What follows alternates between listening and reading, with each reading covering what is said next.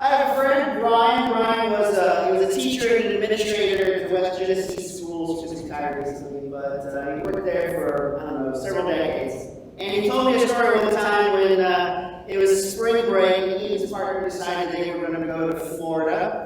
And so they didn't want to go to one of the busy spring break places. They wanted to go somewhere a little off the track a little bit. I mean, not somewhere deserted, but somewhere where, all the kids weren't going to be. And so they found a hotel, and they booked the hotel. It was right by the beach. They were super excited. And they drive down to Florida, and they get to their hotel. And on the sign of the hotel, it says, "Welcome, West Genesee High School students."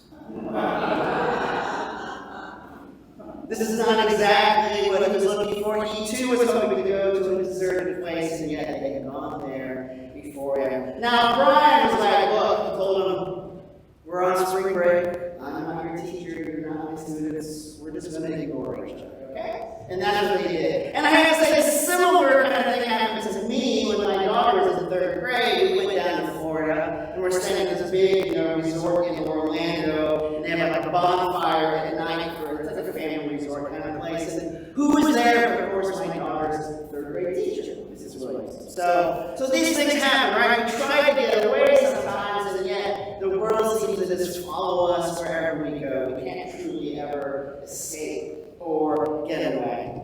But what's remarkable about Jesus here is that unlike me or my good friend Brian, he doesn't go like, "We're just going to pretend that you aren't there." Jesus begins to engage with the people to meet their needs. And I think this is something important for us to keep in mind as we enter into our own journey of faith, as we enter into our own ministry that God is calling to us. And it's a reminder that the needs of the world don't disappear just because we need a break. And I'm not saying that we should take a break, because that's really important. Jesus role models that for us. Sabbath is important for Jesus. Time away in prayer is important for Jesus. It's important for us to find the time and the space to renew our own energy, to reconnect with God ourselves, to find the solace in the love of God that allows us to continue. And as it's important for us to do that, it's also important for us to remember that the needs of the world continue. And so it's a reminder to us about why we need to take the break.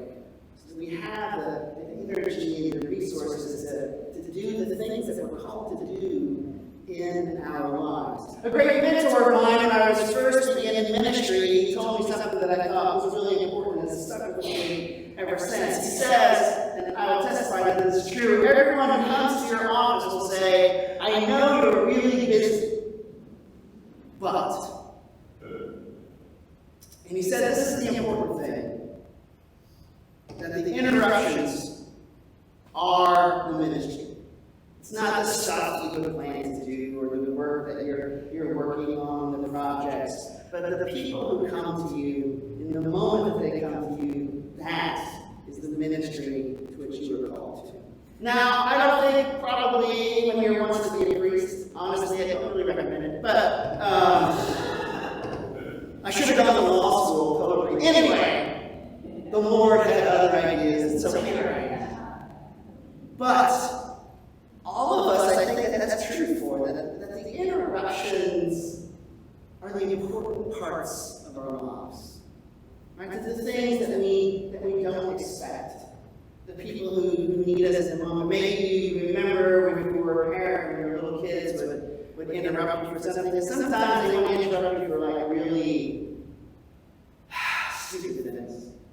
Like you're in the middle of a call to somebody at work and they want Jell-O, like it's in the refrigerator, open Jell-O, right? But most of the time when they interrupt is because they need to have some kind of interaction with you. They need contact with you. They need to be reassured of your love, your presence. And I think that continues to be true in all sorts of relationships, our spouses, our friends, our family, that their interruptions, as disruptive as it can be, as frustrating as it might be from time to time, are important reminders of the centrality of relationships in our lives. And the importance that God puts on relationships. In fact, I would say that is the key, the core of everything that God has asked for us as humans. It's about relationships. If we go to something that's as basic as the Ten Commandments, it's all 10 of them are putting a framework to the importance of relationships. The importance of our relationship to God in the first 4, the importance of our relationship to family in the 5th, the importance of our relationship to our neighbors and friends in 6 through 10. They're all about how we get along with other people. And the church gets a little weird about sexual morality sometimes, and I don't really think that Jesus is too concerned about their sex lives, but he is very concerned about the integrity of the relationship in which those things unfold. That the integrity of a relationship is at the core of God's plan for human life. And what Jesus wants to open us up to see is that those relationships are not just with the people that we want them to be with, but with all the people that God has put us together with. People we love, people we don't really like that much at all. Jesus tells us to pray for our enemies. Well, that's just crazy. And yet, it's what Jesus asks us to do, asks us to see that every person we encounter is like us, a beloved creation of God, and to treat them thusly. To be unafraid to see in another the potential of loving action. Even when that other may not wish loving action on us, Jesus calls on us to be the person who responds to the world in love. And so as much as Jesus, I think, doesn't necessarily want us to be doormats, we're not supposed to sacrifice everything for ourselves, of ourselves for others, that we are also meant to take care of ourselves, to refresh ourselves, restore ourselves, to set appropriate and healthy boundaries with others. Jesus also wants us to see that we are part of an interconnected web of God's creation, and that we have responsibilities and obligations to the other points in that network, to the other people in our lives, to the creatures that surround us, to the whole ecosphere in which we live. We have responsibilities to all of those, to be stewards, to care for them, to respond to their needs and love to the best of our ability. That to be a follower of Jesus